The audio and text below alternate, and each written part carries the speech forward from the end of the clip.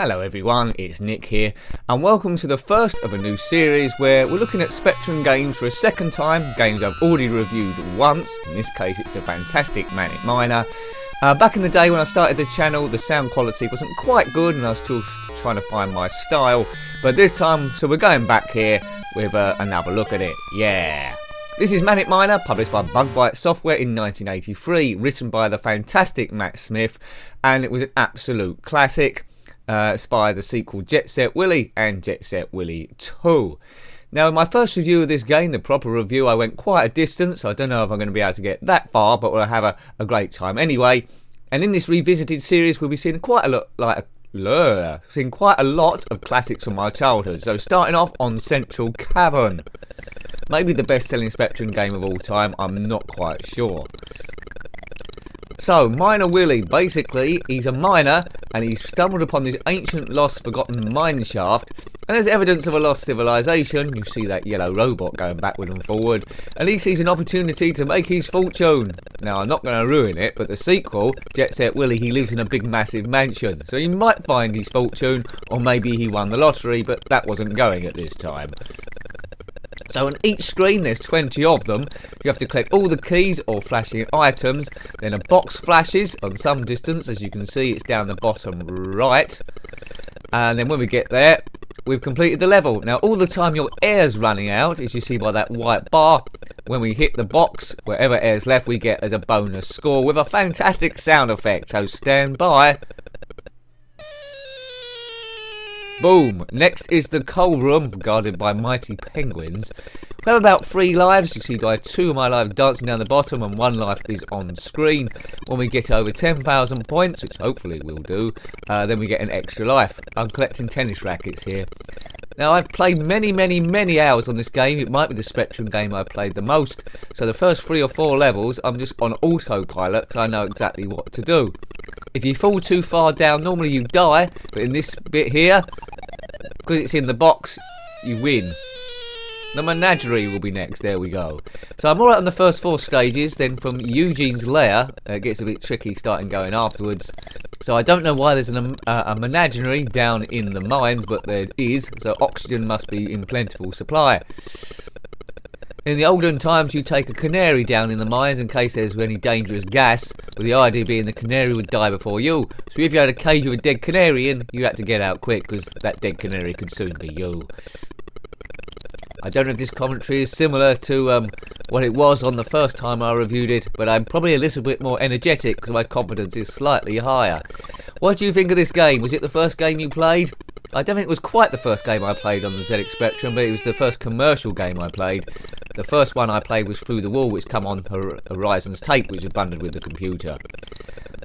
Now this stage, to the naked eye, well first of all does look pretty tricky, but it's quite easy. It's just knowing which ledges to jump on each time. Those seals spinning the balls around on the abandoned uranium workings are not really going to get in your way at all. There's no real reason to be near them whatsoever.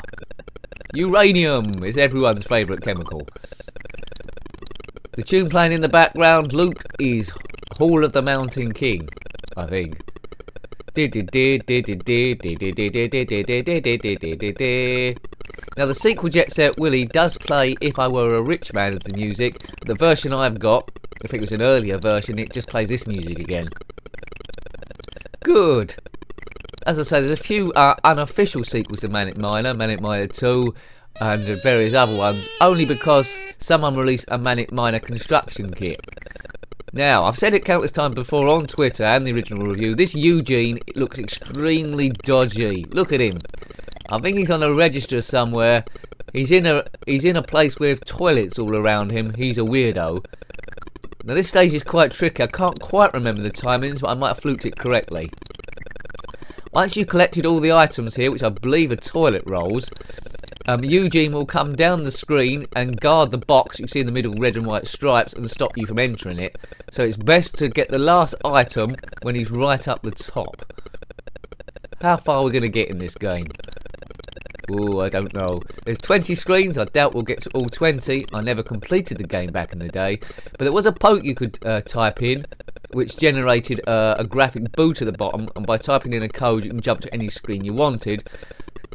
So I think overall there's only about 2 of the levels I haven't been able to do. Because it does start getting a bit tricky soon. This always gave me massive nerves. Pixel perfect or you land on those bushes and die.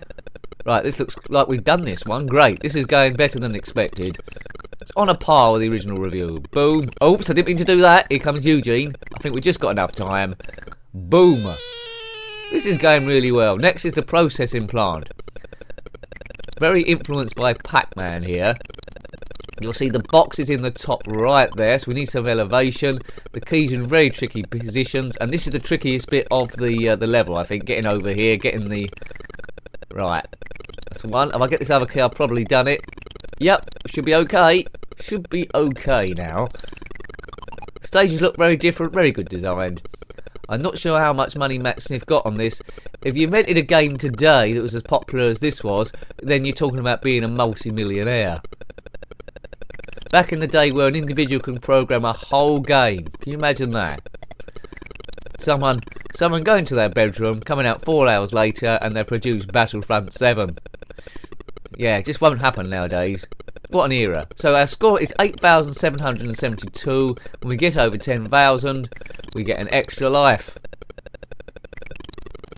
Right, okay, so this looks like easy going. I think that's the head there, that yellow cross there. That's the head of the guy from the first screen. Yeah, this needs to be pixel perfect. See how close you can get to the end. That close. Great bit of code in this. Don't know how they did it. Mind you though, I'm not the best coder in the world. I could do text adventures, but anything outside that taxes me a little bit. Right, 500 more points as we enter the vat, which, like all vats in an abandoned alien mine, is guarded by kangaroos. Now the vat on the right there, you'll soon find out when I go into it, but it's like hard liquid. As soon as you walk over it, you sink. There's some yellow stars there. We go over them, we die. Or is it we walk into them? There, so it's melting. There we go. So we need to get all those keys. Can we walk over this? No is the answer to that. So I lose my first life. 1983. That was a long, long time ago. And back in the day, this game was extremely advanced there. See why it's so popular. It just blew everything else away and was to influence lots and lots of games beforehand. If you go to Amazon and type in MANIC MINER, look at the sort of merchandise there. I mean, I've got a cup, which I think I showed on a video ages ago, where you put the tea in and then it's heat sensitive and the picture lights up. And there's lots of other clothing you can get with Miner Willy and Set Willy on. Ooh, get out of the way. Right, so we've got 2 keys to get, and I think I'm quite confident of doing this now. Right, 9,962, so 100 points at last key, and I should get an extra life. I think the screen might flash. Get ready for an effect. Yay! Look at that. Who's next? Miner Willy meets the Kong Beast. Now there's 2 options on this stage. You can collect all the bananas and then get into the square, or also you can see there's 2 levers. One on the top left, it's that yellow graphic there. That opens the gateway to the other side of the screen, and there's another lever next to the Kong Beast, just slightly to the right. If you have time to get that lever, the Kong Beast will fall off his ledge and straight plummet down, and you get some bonus points. But doing that, it's always a little bit risky that you're going to run out of air. When you run out of air, of course, you're dead. Look at the graphic of Miner Willy. You can tell he's wearing a miner's hat with a light on the front. Now this game did come out on a few other systems. I've reviewed it was modern at the time, well, aren't all games really, on the Game Boy Advance. It gives you a few extra screens, so check that one out as well. As I say, the reason why we're doing this revisited series, it's going to be about 17 games in all, is because although it was me reviewing them back in the day, it didn't quite seem like me. I hadn't found my style yet, and the sound was pretty abysmal. Now it's a lot better, of course. But why not? Any old excuse to look back at the classics, then let's take it with both hands. Wacky Amoebatrons. They're amoebas that have grown a bit too big for their boots. And in the middle is, well, looks like firing cannons, aren't they? Unless they're a pair of eyeballs with a big stick on the top. This is another level which seems a lot more difficult than it is, just timings. The only difficult bit really is that conveyor belt in green. As soon as you jump on that, you can't stop, so you need to get the timing right again. Ba ba ba ba ba ba ba ba ba ba ba ba ba. So Set Willy, the sequel, you're probably aware of that game anyway. But in that one, you didn't have to complete it screen by screen. You can wander around the whole house. It was huge. I think there was about 80 or so screens, and then Set Willy had over 100. Oh, that's a bit iffy. Cool. Bug Byte software. Well done. Oh dear, that was stupid. That was nincompoopic, if that's a word. Nincompoopic. Look that up. I don't think it is. 12,513. That's a pretty good score. As I say, I don't think I'm going to complete it. The air's running down quite, well, slowly, to be honest. Quite generous. I think the Spectrum games, you see high score 0. Because you had to load them on the tape, it never saved what the high score was, so you're starting from scratch the whole time. Unless you wrote it down on a bit of cardboard and kept it in the cassette box. Oh dear, those are the days. Waiting for a game to load 100 years, and possibly there'll be a tape loading error and the game wouldn't load at all. Right, this is the tricky bit. It's those green and blue amoebatrons. I think when they both hit the top of the screen at the same time, that's sort of like the timing. Yep, I think that's right. Miner Willy. Set Willy. Set Willy 2. There wasn't a Set Willy 3 unless someone programmed that. It was a separate thing themselves. But there's a few homebrews that I might come to in the future. I haven't done yet. I think Miner Willy's Top Hat. I think that's one. Or Set Willy's Top Hat. But they all play roughly the same because it's the same like mechanical engine. Set Willy has some huge sprites in it compared to this. The ones in this are quite basic. There's nothing massive there to kill you. Right, let's go up to this flashing lovely box. Boom. What's next? Andorian Forest. So it takes this from Star Wars. I don't know if these things are supposed to be Ewoks, but quite a lot moving on screen at the same time. Endor, of course, was the forest moon.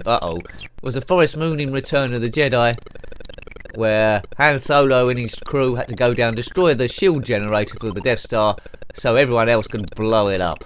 I won't ruin how it ends, but who hasn't watched Return of the Jedi? Only people that haven't been born yet.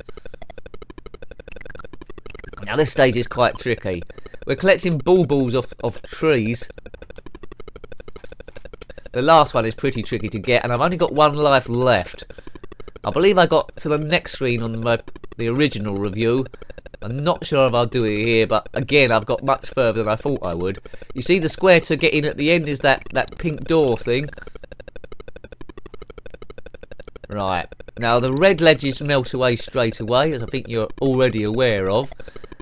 Need to leave a bit of this level there. Right, that's about the right time. I won't bump into the blue guy. Right, 2 to get. Bit of the ledge still left. Good. Up. Now, this is the trickiest one here. We have to get it on the downswing. If I jump too high up, I'm going to hit that thing dangling down and die. Oh, close. So that's sort of like the level. I need to go a bit further than that, but not too far. That's too far. Ooh, and I'm dead, and the big boot comes down like all of these games. Brilliant, brilliant, brilliant. We'll let this run a bit so I can show you all 20 screens. Duh.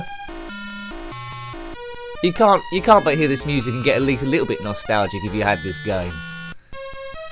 Brilliant. MANIC MINER, Bug Byte software, 1983, written by Matthew Smith.